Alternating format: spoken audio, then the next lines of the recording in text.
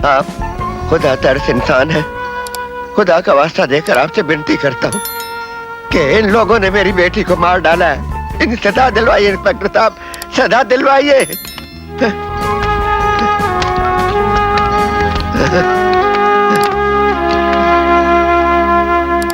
अरुण, तुम मेरे साथ चलो, मुझे तुमसे अकेले में बात करना है। तुम दिल्ली क्यों गए थे? मैं बिजनेस के सिलसिले में आता जाता रहता हूँ। शर्मा जी ने तुम्हें फोन कब किया था? कल रात 11 बजे, लेकिन मैं होटल में था नहीं। कल रात 3 बजे होटल में आने के बाद मुझे मैसेज मिला। कहाँ गए थे? एक दोस्त के यहाँ दावत थी। यहाँ कब आए? 1 घंटा पहले। तुम्हारी पत्नी की मौत की खबर सुनकर तुमने तुरंत लौटना जरूरी क्यों नहीं समझा? मैं रात गए हाईवे पर ड्राइव नहीं करता। कल यहाँ से कब निकले थे? रात को 7:30 बजे। 9 बजे भी हो सकता है? नहीं। ठीक से याद करो। जी नहीं इंस्पेक्टर साहब, कल रात को मैं 7:30 बजे ही यहाँ से निकला था। हो सकता है तुम्हारी घड़ी रुक गई हो। मैं घड़ी नहीं बांधता। कब से? कई सालों से।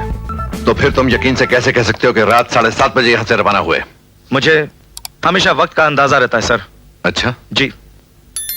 तो अब क्या वक्त होगा, बता सकते हो? अब 4:25 या 4:30 बजे होंगे।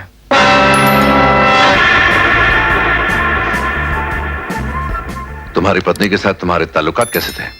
बहुत अच्छे, जैसे औरों के होते हैं। क्या आपस में किसी बात पर लड़ाई झगड़ा होता था? कभी कभी नोक-झोंक होती थी, जैसे औरों के यहाँ होती है। सुना तुम क्लबों में जाते हो और अय्याशी भी करते हो। आजकल क्लबों में कौन नहीं जाता, औरों की तरह मैं भी जाता हूँ। औरों की पत्नी आत्महत्या नहीं करती मिस्टर अरुण। क्या तुम अपनी बीवी की भावनाओं को समझने के बजाय उसे कुचलने की कोशिश नहीं करते थे? क्या तुमने उसे एक मजबूर और लाचार औरत बनाकर नहीं रखा था? क्या तुमने उसे कल रात झगड़ा नहीं किया था? सच सच बताइए मिस्टर अरुण, वरना मुझे तुम्हारे साथ सख्ती बरतना होगी। सर, करुणा चाहती थी कि मैं हमेशा उसकी नजरों के सामने रहूं, उससे बातचीत करूं, उससे साथ लेकर घूमूं, उससे छेड़छाड़ करूं, लेकिन मुझे ऐसा पसंद नहीं था। क्यों? इसलिए कि मैं मर्द हूं, मैं कारोबारी आदमी हूं। मेरे घर की दुनिया अलग है, मेरी बाहर की दुनिया अलग है। कल रात को जब मैं दिल्ली जाने के लिए तैयार हो रहा था तो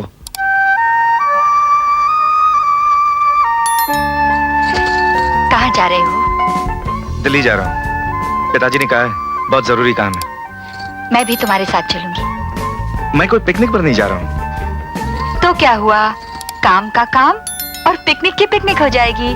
करुणा, तुम आप देखती हो ना ताव, अल्लड़ लड़कियों की तरह हरकत करती हो। मैं लड़की ही तो हूँ। जब तुम मुझे लड़के की माँ बना दोगे तो मैं सुगर औरत बन जाऊंगी। करुणा प्लीज। आज की रात रुक जाओ ना, इतना भी नहीं समझते क्या? सच्ची, कल मैं तुम्हें नहीं रोकूंगी, कल चले जाना। करुणा, मैं कल शाम तक लौट आऊंगा, आई प्रॉमिस। कल की शाम किसने देखी मेरे राम?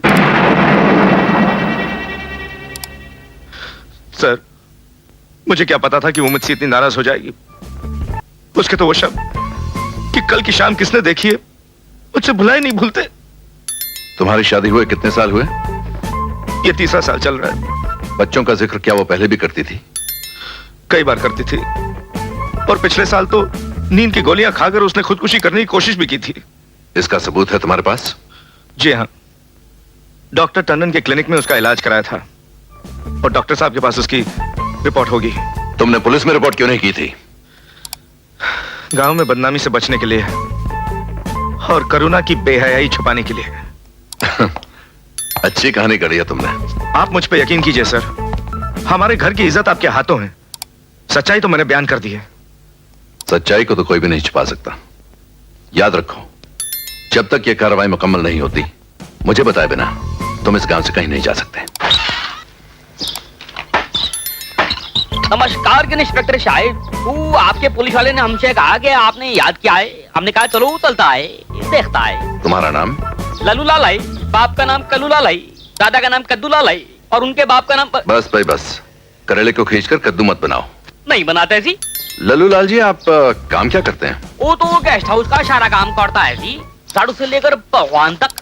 अच्छा अच्छा, तो मैं जो कुछ पूछूं क्या आप सच बताएंगे? आप चाहेगा तो सच बताएगा, आप चाहेगा तो झूठ भी बताएगा। वो तो हम झूठ ऐसा बोलता है कि पक्का सच लगता है। बहुत खूब, मगर तुम सच सच बताओगे? हाँ हाँ बताएगा जी।